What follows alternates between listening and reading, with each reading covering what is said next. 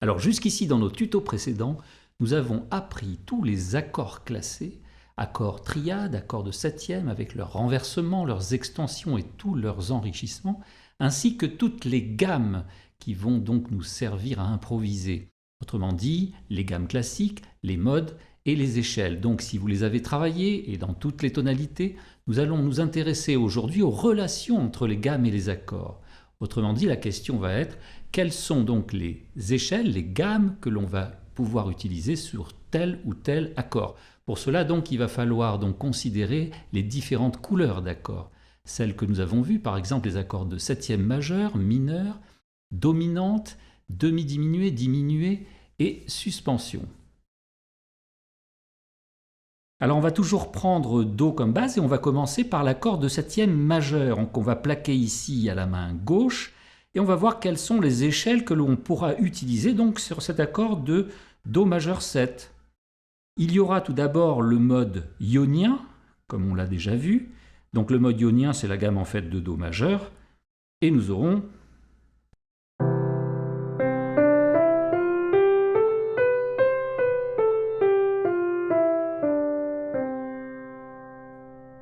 voilà, on peut aussi utiliser le mode lydien, vous vous rappelez, avec ce quatrième degré donc augmenté, qui donnera une couleur un petit peu plus particulière.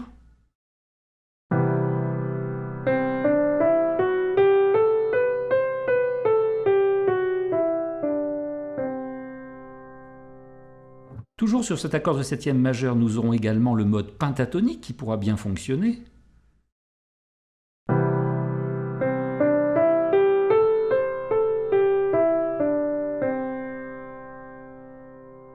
Et bien sûr la gamme chromatique qui est une gamme passe-partout.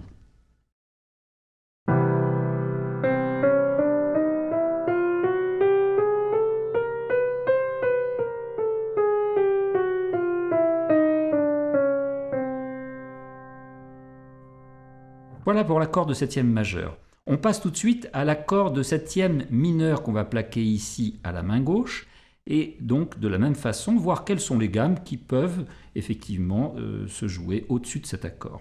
Alors voilà, par exemple, nous aurons dans les modes, nous aurons le mode dorien par exemple qui lui aussi a une tierce mineure et ça donnera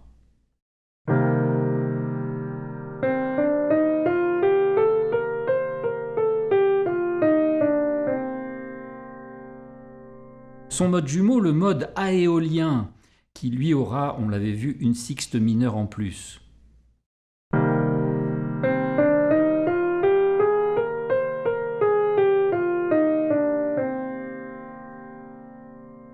Mais également le mode blues, la gamme blues, qui a une tierce mineure également et qui peut fonctionner.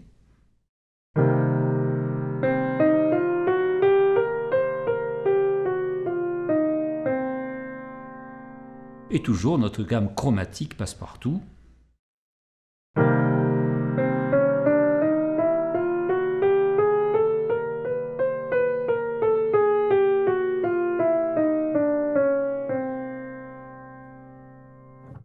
Considérons maintenant l'accord de septième de dominante. Alors on l'a vu, l'accord de septième de dominante déjà acceptait beaucoup plus d'enrichissement que les autres accords. Et donc au niveau des gammes, ce sera le même principe. Il va donc accepter beaucoup plus de gammes que les autres accords. Alors plaquons ici donc un accord de Do dominante 7. On commence donc par le mode mixolydien.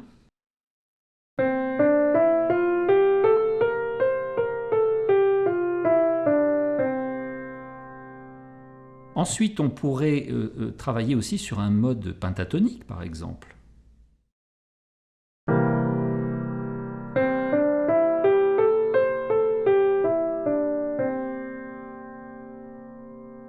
Et puis, un mode un peu plus tendu, c'est la gamme par ton. Alors, dans la gamme par ton, vous verrez, il y a des tensions par rapport à cet accord de base, mais ça n'est pas inintéressant, regardez.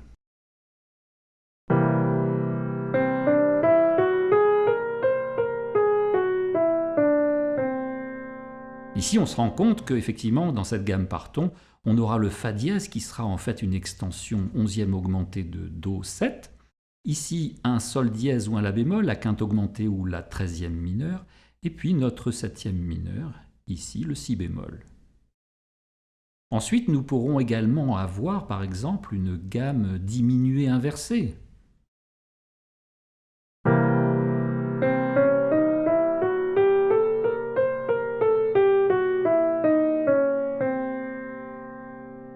Ou encore la gamme altérée qui fonctionne également sur cet accord de dominante.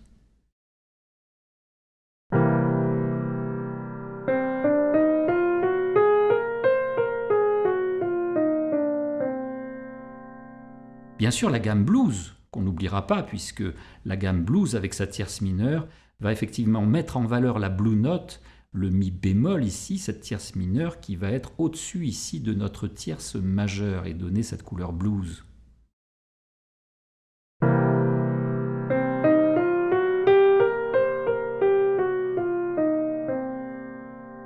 On pourrait même avoir le mode locrien, le mode de si, qui donnera donc une couleur assez particulière, assez tendue également.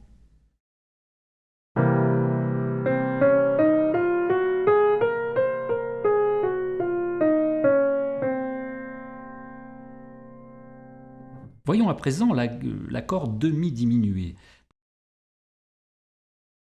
Pourra supporter éventuellement donc la gamme locrienne, c'est-à-dire le mode locrien.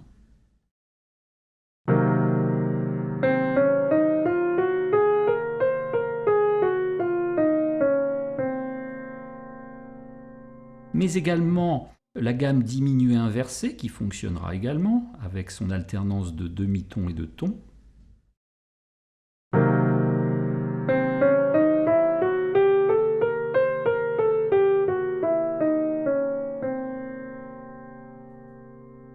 Et bien sûr la gamme chromatique, comme nous l'avons vu pour les autres accords.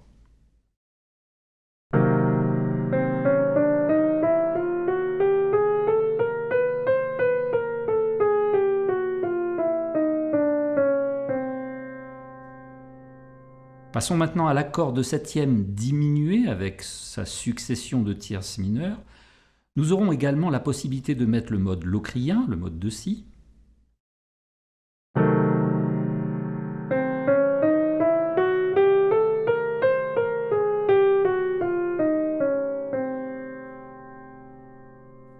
Également le mode diminué qu'on a vu aussi avec son alternance de ton et de demi-ton.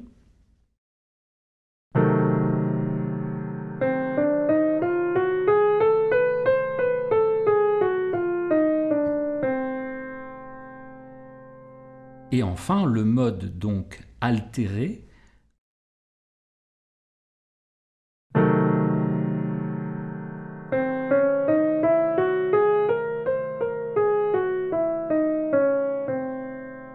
Et bien sûr, la gamme chromatique qui marche sur tous les accords.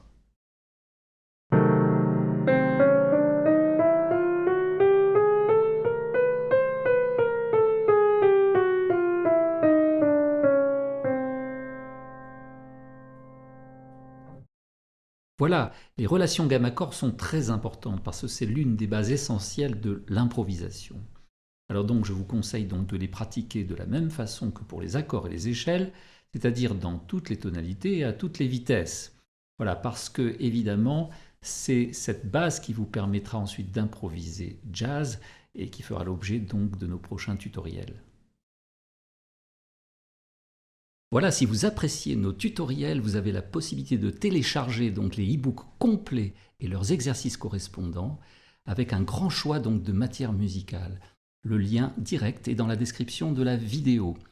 Merci de nous laisser un petit like, de partager, de commenter, de vous abonner à la chaîne Music Classroom pour ne louper aucune nouveauté. Quant à moi, je vous remercie de votre écoute et à très vite.